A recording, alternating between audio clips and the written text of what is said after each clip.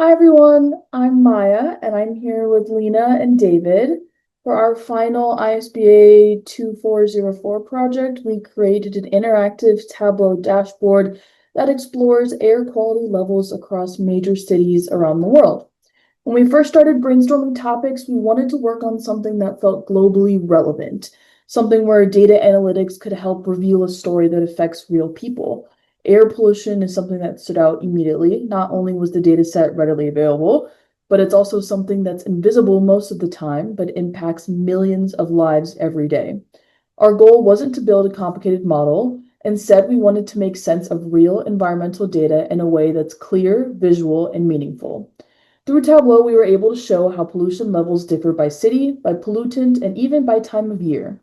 By the end, our dashboard gives an overview of which pollutants are most harmful, which regions struggle the most, and where air quality tends to improve or decline.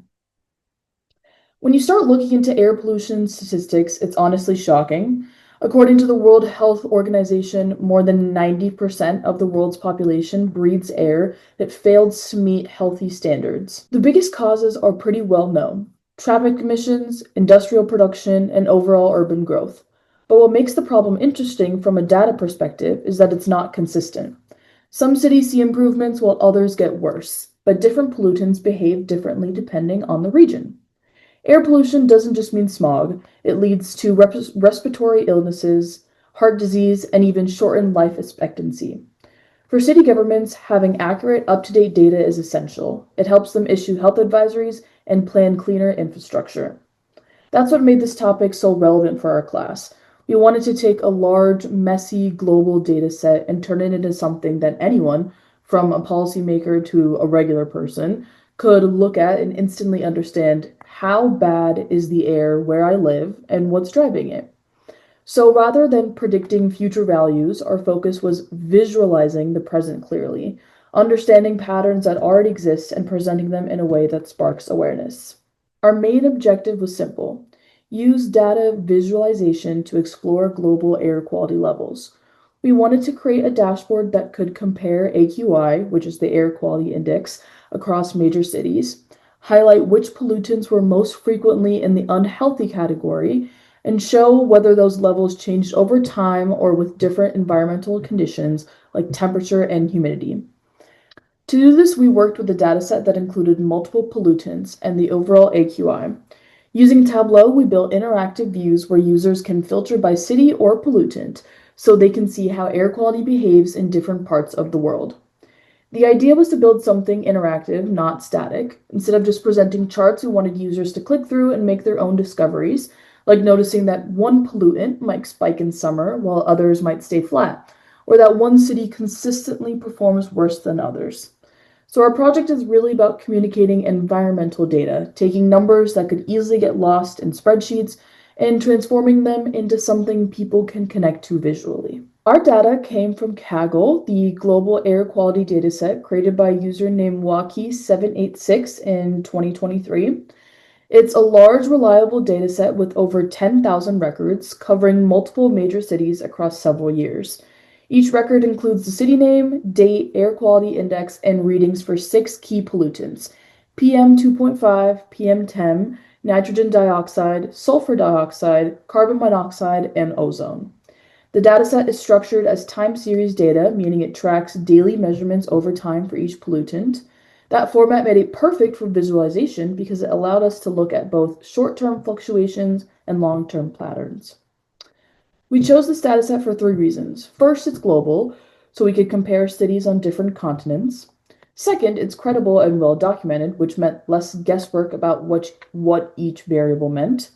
And third, it's organized cleanly, which made it ideal for building interactive dashboards without spending weeks cleaning and restructuring everything. We also liked that it was publicly available. Anyone can access it on Kaggle.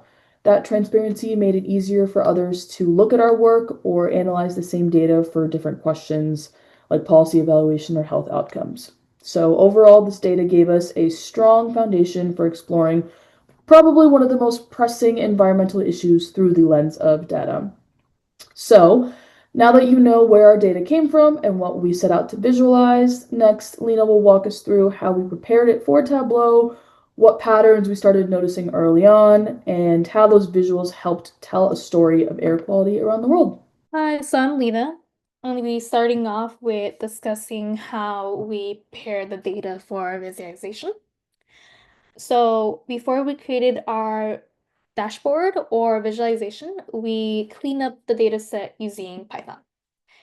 We divided our cleanup with 4 steps. So step 1, we import and expect. We load the data set and check the data type and review the column names, missing values, and the overall structure. Step 2, we clean and standardize. This is where we rename the columns, convert the data format, and fix numeric data types. We also remove any duplicates we find. Step 3, we handle the outliers. We applied IQR capping to the pollutant and the weather variables to reduce those outliers. And lastly, we aggregate and export the clean files for visualization. Okay, so now that we've prepped our data, we wanted to see what our data actually tried to tell us. Now, all of the data was collected over the course of 1 year, so it had the same year. The variable for time was our month. So we plotted it over the course of this year, and we tried to see if there was any obvious trends that there was peaks or valleys that we could find. So what we see here, each different color is represented by a different city, and these are our 5 different pollutants, 5 different graphs for 5 different pollutants. Now, we can look at this in 2 different ways. One, we can look at one pollutant at a time and see, do we have an obvious trend of peaks and valleys where cities are lining up and maybe summertime, the pollutants all go up for an individual pollutant. Again, we can do this across all 5. Or do they all go down at a certain time? Now, unfortunately, we don't see something that's really an obvious trend. We see things go up and down and up, and we have big outliers and big peaks, but overall, multiple cities aren't following the same patterns. And again, we can apply this to each of our pollutants. The other way we can look at this is we can highlight individual cities and say of our 5 pollutants, maybe this one, it looks like Beijing maybe, increases here in month 3. Does that increase across all all pollutants? Do all pollutants increase at the same time at for the same city? And we don't necessarily see that trend either. So it's hard for us to see broadly trends amongst individual cities for all the pollutants in an individual city. And again, it's hard for us to see overall trends for maybe global or at least combining all of these cities, um, seeing what the data is trying to tell us. So we went searching for another pattern that maybe we can try to find based on further data that was within our data set. And that was based on weather. This includes temperature, humidity, and wind speed. Now, we would assume, we would have a hypothesis that maybe wind speed would mean that it would blow the pollutants away and our air quality would get generally better the higher the wind speed. Or potentially temperature would affect it and move the pollutants around, maybe raise them up and get them out of the air. I don't know, just some trend. And again, we have trend lines that are relatively flat. So what this is this looks like a huge dense blob, and it kind of is, but it corresponds to individual data points.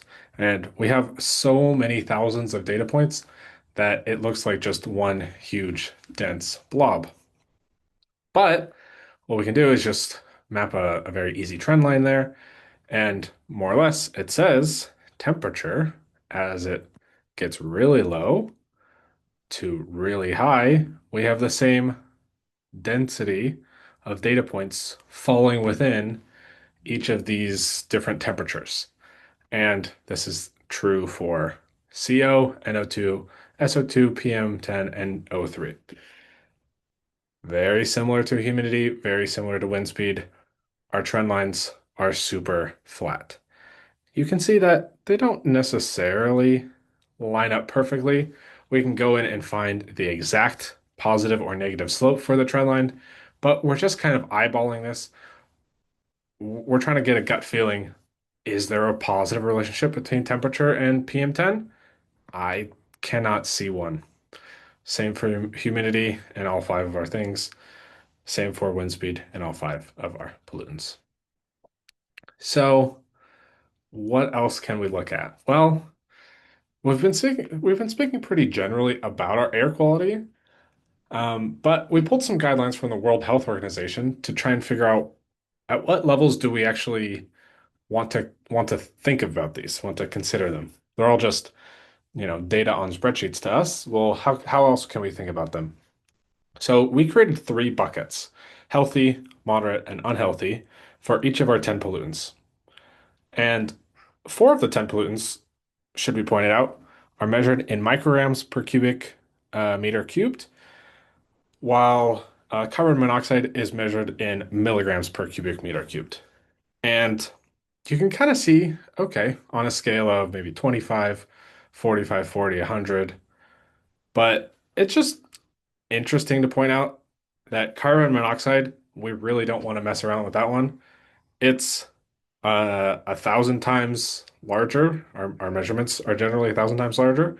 And as soon as we get to 8 points, 8 milligrams per meter cubed, that's when we find our threshold of unhealthy.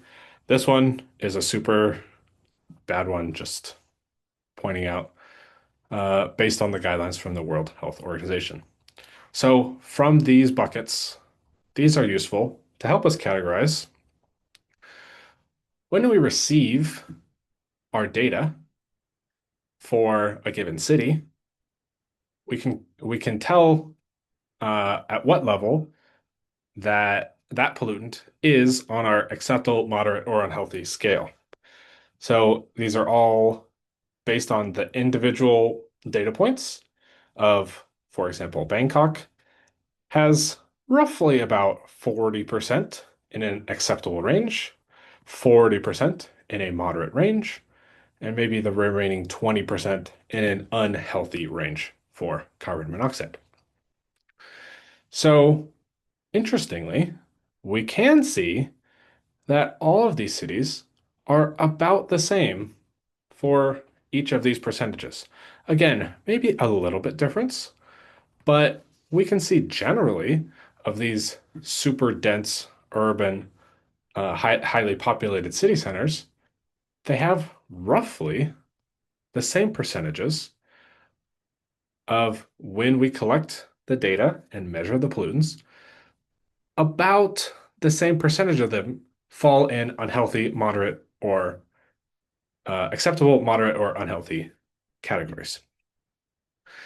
And then we could look at each of the each of the pollutants and say which of these is has higher percentages overall. PM10 and NO2 look to have super high levels of unhealthiness. Um, Generally, those seem to be pollutants that just fall into this range somewhat frequently. Whereas SO2, sulfur dioxide, we don't have to worry about it very much. Maybe about 80% acceptability doesn't seem to be a one that we need to care about all that much. So all of this data, it more or less tells us just very simple things. So we didn't include all of it in our dashboard, but we can find some small trends to pull from it. And speaking of our dashboard, here we go. So when we decided to design the visualization, we wanted to showcase the variation of global air quality by emphasizing the pollutant severity and geographic distribution. On the top left, you would see a chart for average pollutant trends over time to see whatever the seasons or monthly patterns exist. This chart is interactive by selecting all or certain cities on the far right, where it's also color coded. On the bottom of the dashboard, we've included three pollutants that are the highest healthy and unhealthy ratings among the five pollutants. PM10 and NO2 being the most healthiest reading, and SO2 being the healthiest reading. These are also charts that are adjusted by city and shows the legend of what is acceptable. Acceptable rating being blue, moderate being orange, and unhealthy being red. Finally, we also included a map to have a visual representation to get an understanding of how air quality can be different by each region, and it can also be used to navigate to each city. So as the result from our data findings and visualization, we find that there's no consistent global trends indicating worsening AQIs during specific months. City trends does vary and is not simultaneous to one another and is dependent on pollutant type. As mentioned in the visualization chart, we find the pollutant PM10 and NO2 being the highest share of unhealthy ratings, over 60%, while SO2 had the highest healthy pollutant, nearly 80%. As for weather factors such as temperature, humidity, and wind speed, we found that there's no significant relationship with AQI and pollutant levels.